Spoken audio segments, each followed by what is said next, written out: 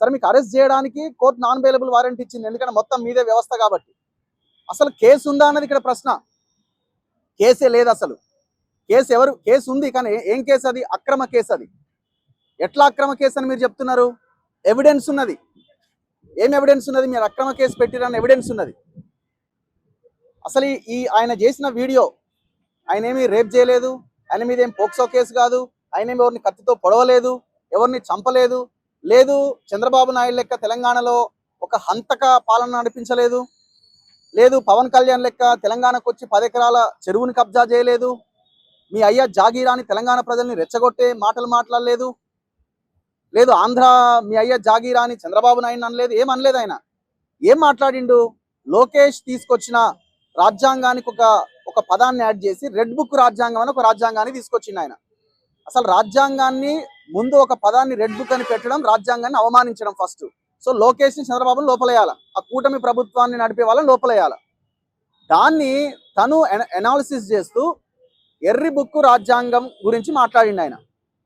ఎవరు? కేవీఆర్.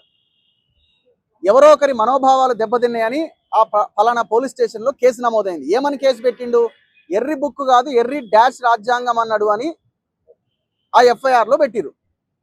మరి మేము అడిగినాం ఆ రోజు సిఐ వస్తే, ఆయన ఎఫ్ఐఆర్లో ఎవరైతే మనోభావాలు దెబ్బతిన్నాయని ఈ పదం అన్నాడని కేసు పెట్టారో ఆ పదం ఎక్కడుందో దయచేసి ఆ వీడియోలో వినిపించండి అన్నాం. నోరు మూసుకొని కూర్చున్నాడు ఆ సిఐ శ్రీనివాస్. మీరు ఇప్పటికి కూడా ఆ వీడియో చూడండి, నేను ఉదయం కూడా ప్లే చేసిన, అందరి దగ్గర మీరు దాన్ని సర్క్యులేట్ చేయాలి మనం. దాన్ని అసలు కేసే లేని దగ్గర, అసలు వివాదమే లేని దగ్గర అన్నదాన్ని అన్నట్టుగా క్రియేట్ చేసి ఆ పదాన్ని యాడ్ చేసి కేసు పెట్టిరు. ఎవరిని అరెస్ట్ చేయాలా? కేసు పెట్టినోని అరెస్ట్ చేయాలా, కంప్లైంట్ ఇచ్చినోని అరెస్ట్ చేయాలా, ఇక్కడ దాకా పంపించిన ఈ దుర్మార్గులను అరెస్ట్ చేయాలా. ఇది total false and fake case. ఆ రోజు మేము అడిగినప్పుడు ఏమన్నారు? నోరు మూసుకొని మీరు కోర్టులో ఛాలెంజ్ చేసుకోండి. అసలు నువ్వు ఫేక్ కేసు ఎట్లా పెడతావు? కోర్టులో ఛాలెంజ్ తర్వాత నువ్వు ఎట్లా పెడతావు ఫేక్ కేసు?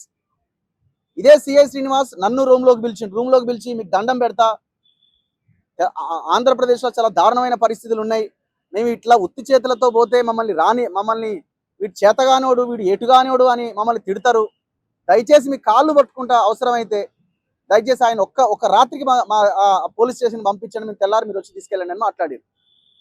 మేము ఊరుకోలేదు. సో అక్కడ మేము రేపు మార్నింగ్ వస్తామని చెప్పి ఆ వాతావరణాన్ని అట్లా కూల్ చేసినాం. కానీ అక్కడ కోర్టుకి వెళ్ళే ప్రయత్నం చేసి నాట్ టు అరెస్ట్ ఆర్డర్ కోసం, బెయిల్ కోసం ప్రయత్నం చేస్తే పిటిషనే బెంచ్ మీదకి రాదు. ఎందుకు రాదండి? అందరికి తెలిసిన విషయమే. ఈ దేశంలో కోర్టులు ఏ రకంగా ఎవరి చేతిలో ఉండి నడుస్తున్నాయి అన్నది ఇక మనం జగమెరిగిన సత్యం. అసలు కేసే లేని దగ్గర ఎట్లా కేసు పెట్టిరు? అనని మాటని అన్నట్టుగా ఎట్లా క్రియేట్ చేసిరు? ఇది కదా మనం మాట్లాడాల్సింది. కేసు పెడతారు మీరే, అక్రమ కేసు పెడతారు, మీరు వస్తారు, ఆయన మీద దాడి చేస్తారు, ఆయన భార్య మీద దాడి చేస్తారు. ఇప్పుడు నక్సలైట్లు తయారవుతున్నారు, మావోయిస్టులు తయారవుతున్నారు అంటే ఇంత సీన్ క్రియేట్ చేసిన తర్వాత ఏం తయారవుతారు? మరి నక్సలైట్ తయారు కాకపోతే ఎట్లా? ఎవరు తయారవుతారు? ఇప్పుడు వాళ్ళ అబ్బాయి కూడా అక్కడ ఉన్నాడు. మీ అబ్బాయినమ్మా? వాళ్ళ అబ్బాయి కూడా అక్కడ ఉన్నాడు. ఆ పసి మనసు మొత్తం ఆ సీన్ చూసిన తర్వాత ఏం ఆలోచనతో ఉంటుంది? ఏం ఆలోచిస్తుంది? అండ్ ఇంకొక విషయం నేను చెప్పేది ఏంటంటే, ఇక్కడ మేము తెలంగాణలో ఉన్నాము, తెలంగాణలో ఆంధ్ర పోలీసుల అరాచకాలు ఏంది అసలు? రేవంత్ రెడ్డి ఇంత చాతగానోడు ఎందుకయిండు? చాతగానోడు కాలే కానీ కొల్యూడ్ అయిపోయిండు, అవతలి ఈ అరాచక శక్తులతో కొల్యూడ్ అయిపోయిండు. అందుకే మేమేం అడుగుతున్నాం అంటే, రాహుల్ గాంధీని డిమాండ్ చేస్తున్నాం. మేము రాహుల్ గాంధీని డిమాండ్ చేస్తున్నాం, ముఖ్యమంత్రి పదవి నుంచి రేవంత్ రెడ్డిని తీసేయి ఇమీడియట్గా. రాజీనామా చేసే రేవంత్ రెడ్డి, రాజీనామా చేయకపోతే రాహుల్ గాంధీ తీసి అవతల పడేయాలి. మీకు సిగ్గుండాలి కదా కనీసం. ఏం దుర్మార్గం ఇది ఫస్ట్. అండ్ దాంతోపాటు కాంగ్రెస్ వ్యవహారాల ఇన్ఛార్జ్ మీనాక్షి నటరాజన్, మంచామె ఎవరికి కావాలని మంచితనం? తెలివైన నిర్ణయాలు తీసుకోవాలని నీ మంచితనం ఎవరికి కావాలా? సో అందుకే మీరు తక్షణమే రిపోర్ట్ తయారు చేసి సెంట్రల్కి పంపించి ఉడబీకండి ఫస్ట్.